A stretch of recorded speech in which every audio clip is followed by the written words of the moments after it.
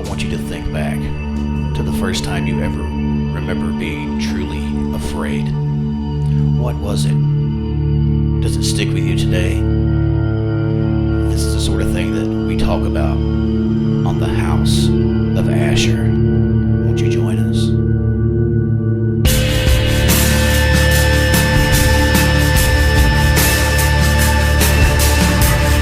The House of Asher, a clearinghouse for the mind.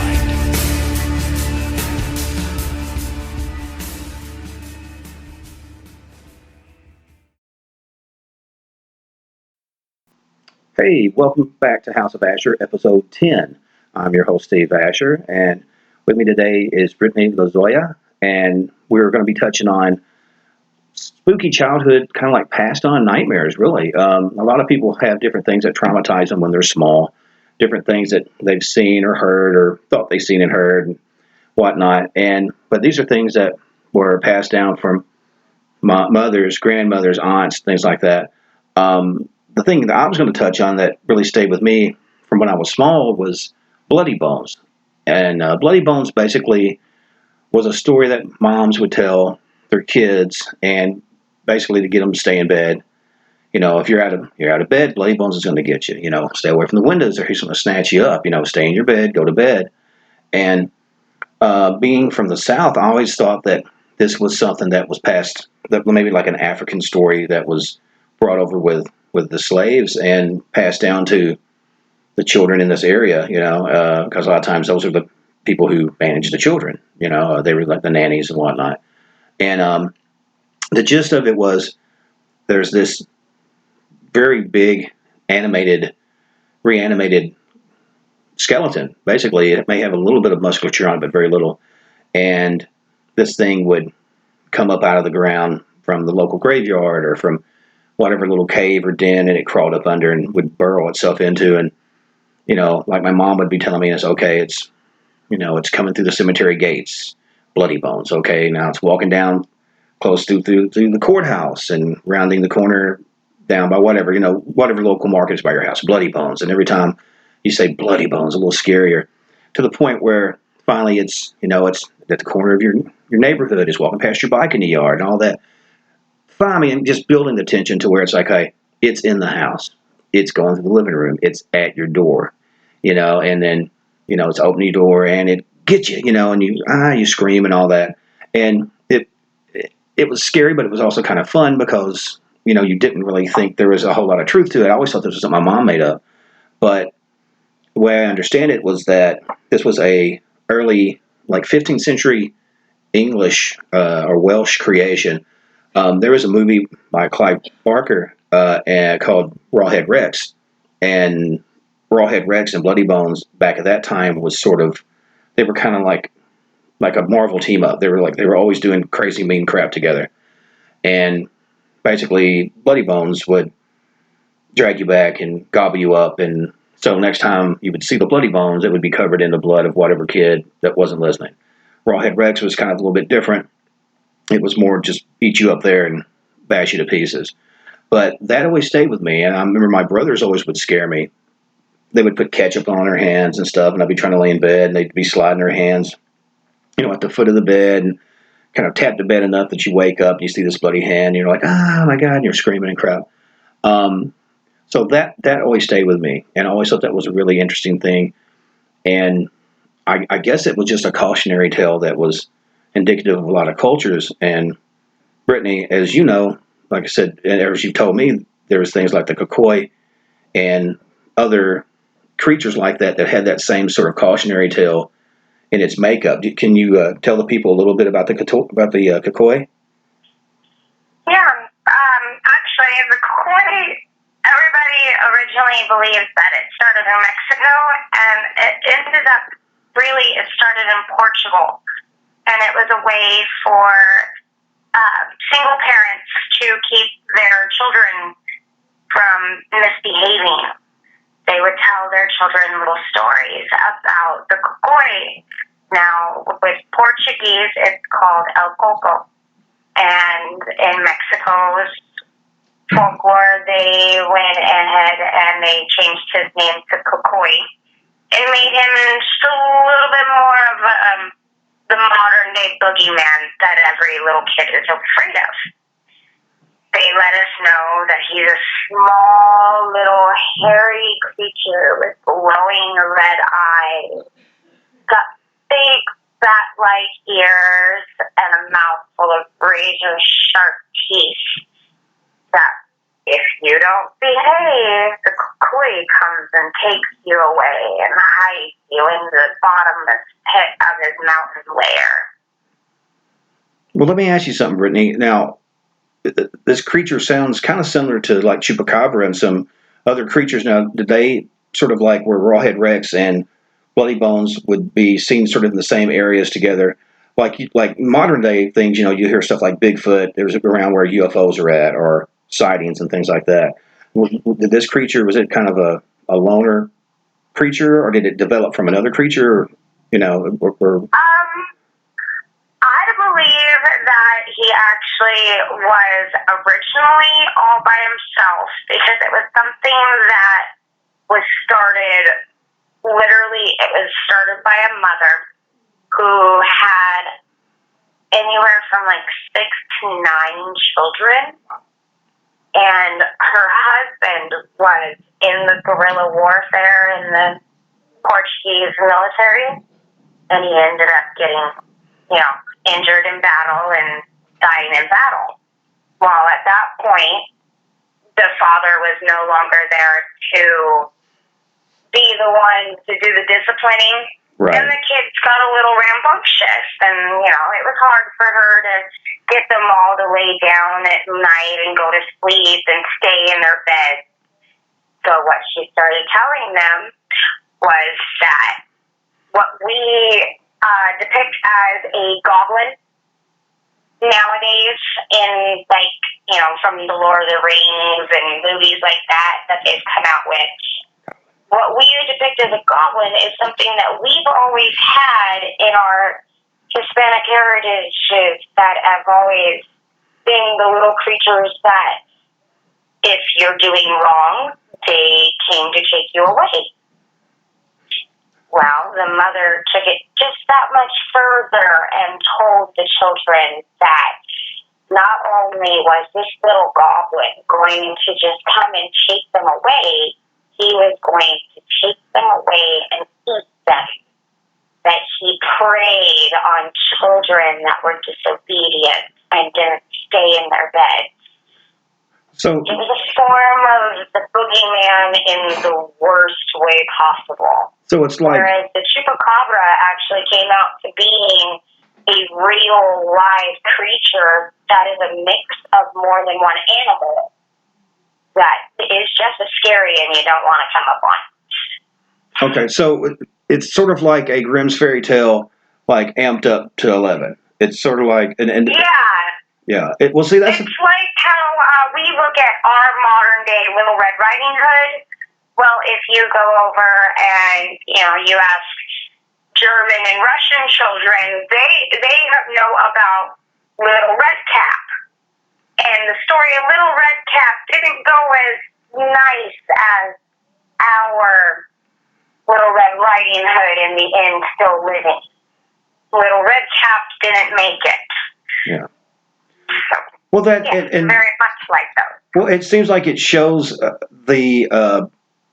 I guess just the difference in times. I mean, children are just as frail now as they were then, but there's a life seemed like it was just really could be over very short and very quickly. And I think it was one of those things. Like, look, we're not pulling punches with you if you go out running the trails at night. Wolves can't get you. Wolves will eviscerate you. That's what wolves do. And Yep. and that's the thing you were talking about, like multiple children and all that. Because I was the youngest of 7. And which I wish I had the insight or the hindsight to ask my mom, look, where did you get these stories? Who, where do they come down from? But when you're a little kid, you're running around playing with GI Joes and worried about making forts and all that kind of stuff, and your mind's not kind of necessarily where it's at. I mean, I tried to talk with my grandmother and my great grandmother the short time I had them about some of the way that they grew up and some of how their childhood was. which they never really got into it too much because I think it was just a thing. It was so brutal. They were just like, well, what's the point in telling this kid this? Just this kid's not had to deal with that. Just let him have whatever life he's got. But it does seem, which is, at least on my end, we were a poor family, and it was one of those things where that was a safeguard, and it really was something meant not just to scare the kids, but like you said, to keep them from getting hurt. Stay away from the. We had a thing called the Blue Springs. The Blue Springs was where they had uh, a mine, and I think they pulled up. I guess it was limestone, and when rainwater would collect in there, it would seep out nutrients and minerals out of the stone, and it would make the water really blue. And a lot of kids loved going swimming there. Well, we've had a lot of kids that usually would jump in that, and you couldn't gauge because it was so clear how deep it was, and they would break necks, and a lot of kids died in it. My brother Robert almost died in it before, and I remember similar stories to bloody bones and stuff. Stay away from the water, or the woman in the water will get you, and things like that. And I'm blanking. What's the story about the mother who lost her husband? La something. La Lorena? La what? You know what I'm talking about? La Lorena? Where the I'm sure I'm butchering it. That's it. Yeah, I'm butchering it. There's all these crazy cautionary stories, and it seems, especially if you're in sort of isolated, folky areas, that's what you have. You have a lot of folklore. You have a lot of these oral traditions, and because I know you were saying your husband who we still keep with these traditions. We keep with the traditions because you have to keep the children's imagination going.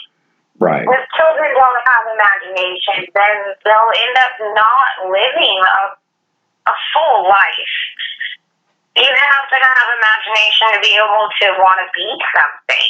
You have to imagine that you can be that thing.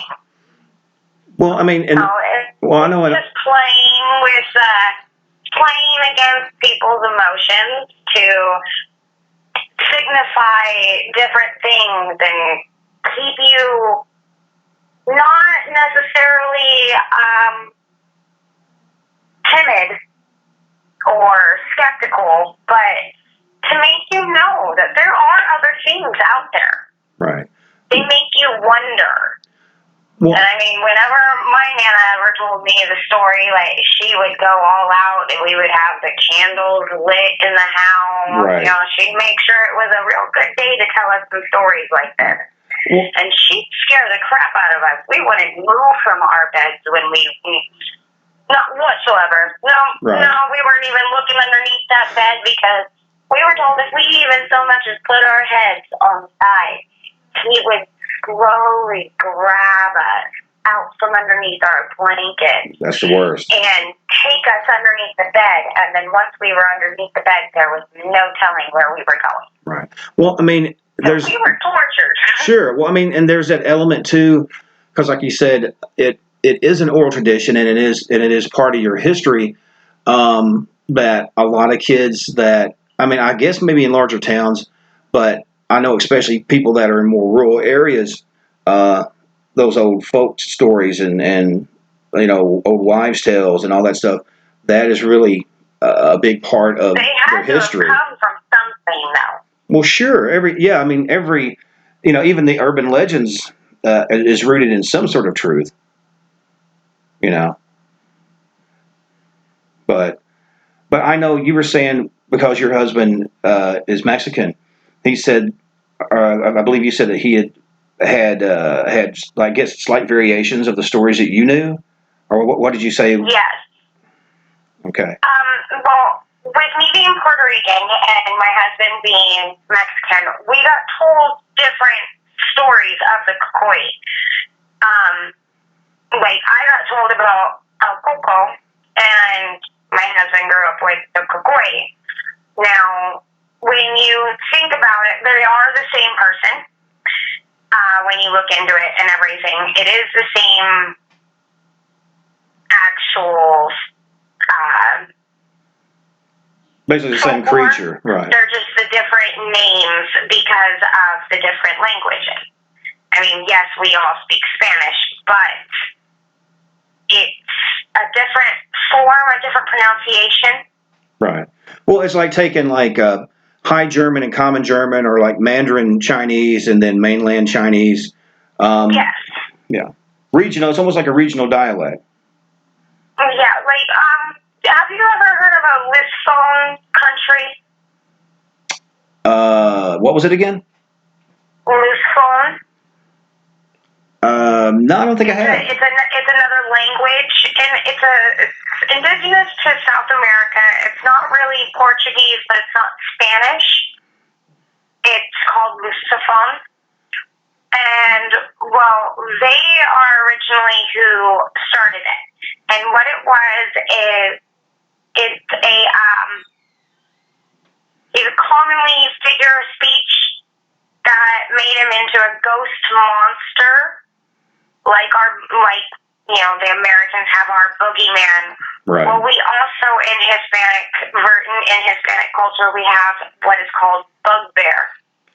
Right. Which what he was is, yeah, I say it, and my son knows who that is because that's how I scared him.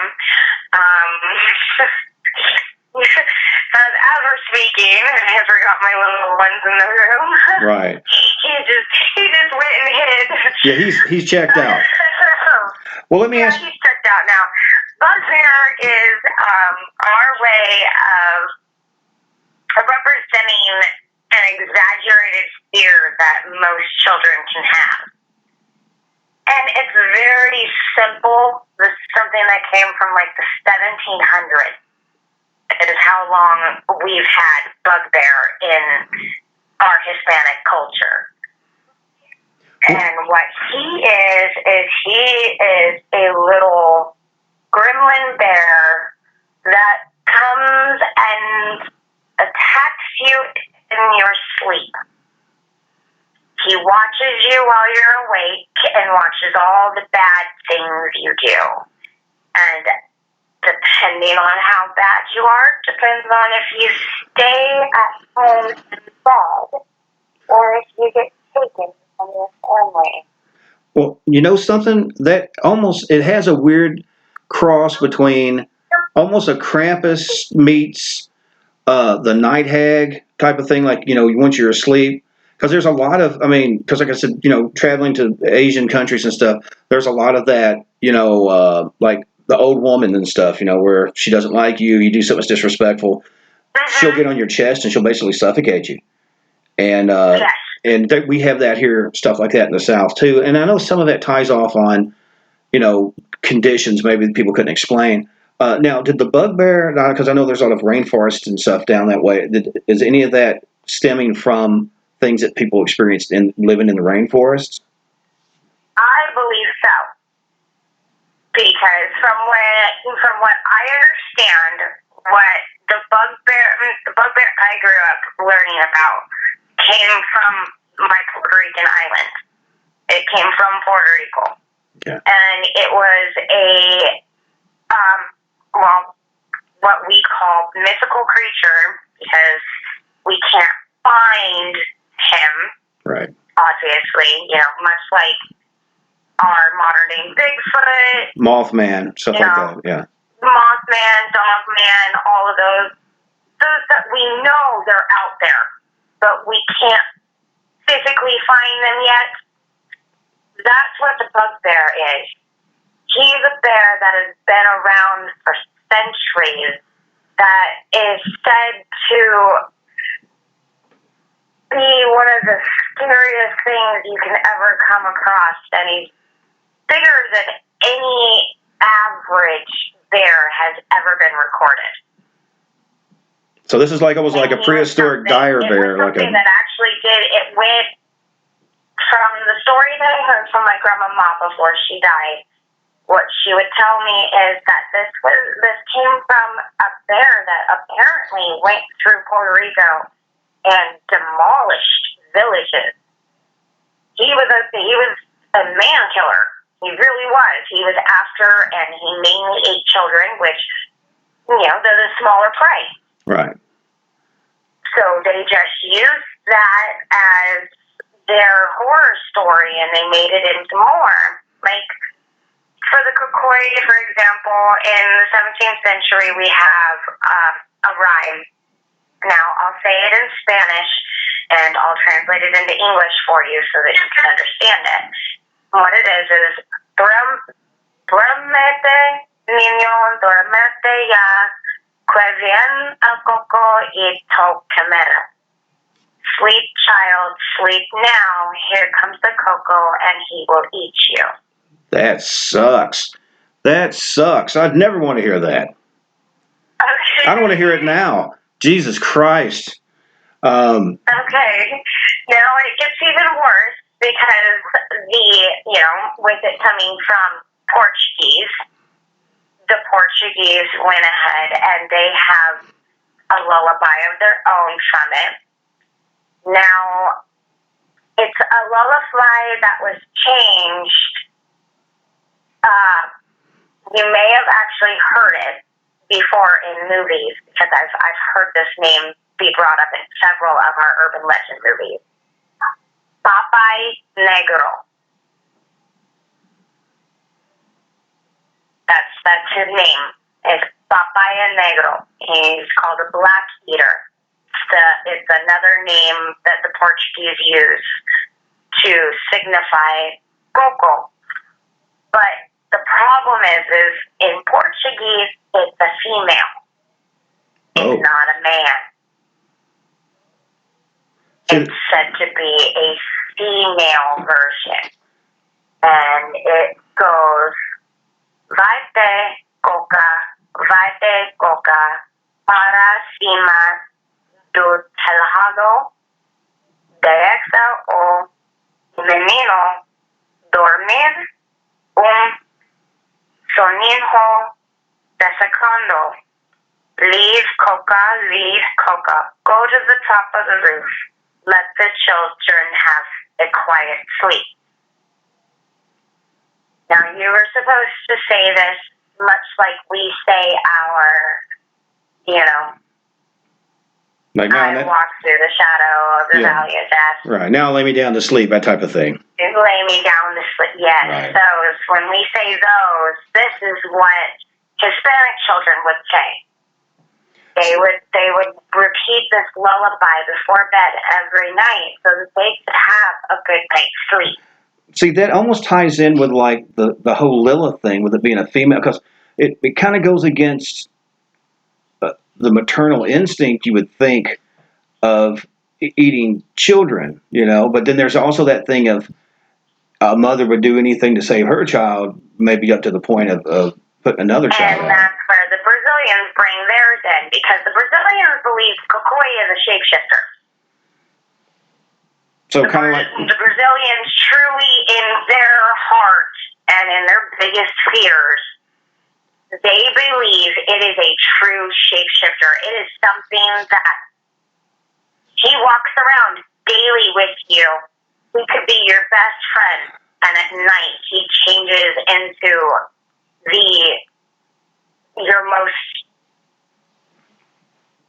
the biggest fear you have. Now, does the one thing that you're afraid of. Now, does that tie in with like the Navajo skinwalkers and all that, or are those just two different pieces of mythology?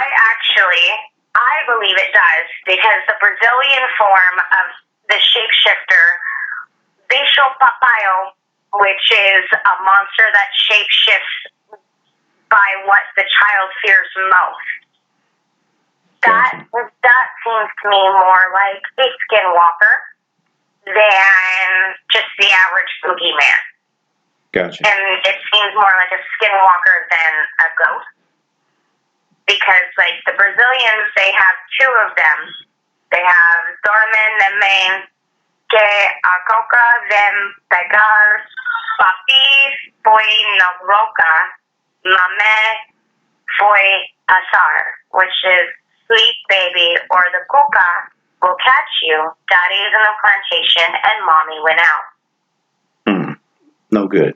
And then they went on with Bicho Papai, encima del tejado, deja mi menudo temor, uno tu gospel, which is boogeyman atop the roof, let my child have a quiet sleep. Well, let me ask you this as we're getting ready to wind this down. Of all these friggin' nightmare stories that you had as a kid, man, I thought I had it bad. Um, what was the one that really stuck with you or that scared you the most? Or maybe made you interested in sort of the paranormal stuff, because I know you also have an interest in a lot of the The shows. kukui is it. With the kukui, with my grandparents, I have one that's Spaniard and one that's Puerto Rican. And my Spaniard grandmother told me the Brazilian, the much scarier version. And she was the one that was around me a lot more. And that intrigued me into finding out if they were real, Right. if it was something that I could get rid of, or if it was a manifestation. Right. Well, that's real similar. Like I said, it's almost mirrors the same stuff with me because, like you said, it hits you so viscerally that you go, I have to know just so I can get some sleep. Oh, yes. And then, my Puerto Rican grandmother, her telling me about the koi and it being a female, like, I can honestly say that kind of made it very hard for my mom. I was very distrusting of women for a long time.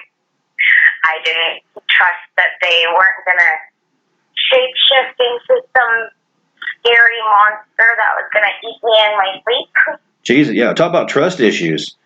I didn't have a female caretaker up until I was like 14.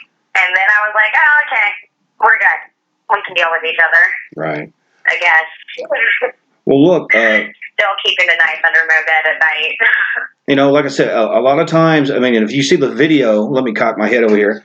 I actually have a small tongue depressor crucifix that I made that I'd gotten from a doctor friend of mine because I told him I was always into Salem's Lot and stuff like that.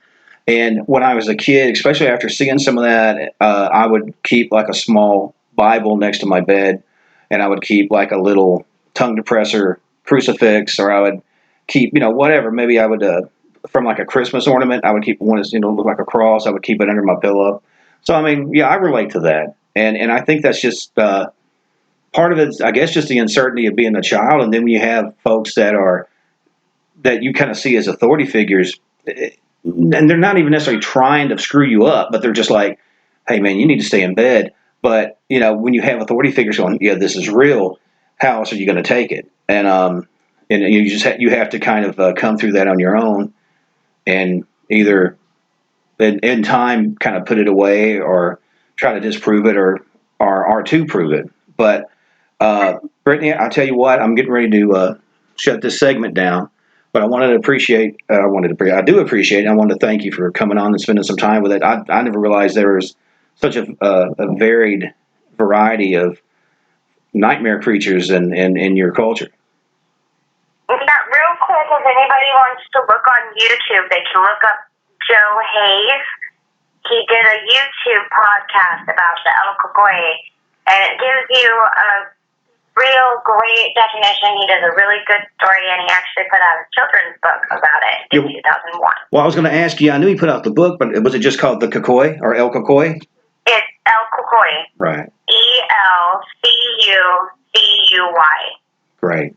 Well, Brittany, I appreciate it. And like I said, if I can get that link from you later, I'll try to include it in the description of this video, which was episode 10, which I guess I should call it the Bloody Bones Cocoy Latino Nightmare introduction that Steve will never sleep again.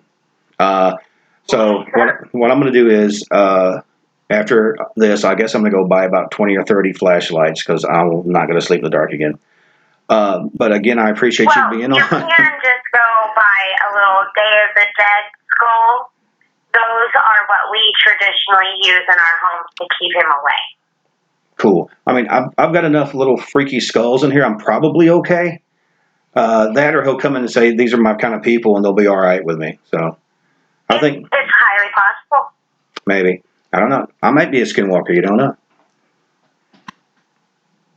Now that's questionable. Yeah, rattle that around in your noggin for a minute. But I guess I should. I guess I should tell these folks bye. Again, I want to thank you guys for tuning in. As always, I want to thank our sponsor, Allers Oddities. Everything weird, everything creepy. They've got that. Check them out on Facebook. They're located in Paducah, Kentucky. Also, Posh Embroidery here in Princeton, Kentucky, that does all my crazy, weird hauntings of shirts and stuff. We're getting ready to do a signing for the second book of the haunting series, Hauntings of the Western Lunatic Asylum, out at the end of this month. Plug. And we're going to probably have some of the shirts out there available, and maybe even some of the artwork that you see that I've done on the back of the wall that will be available for sale, because Stevie's got to get paid. But until then, enjoy the daylight. But as night slows down, check your closets, look up under your bed. I don't want a bugbear interaction or an encounter tonight. And until then, stay scared.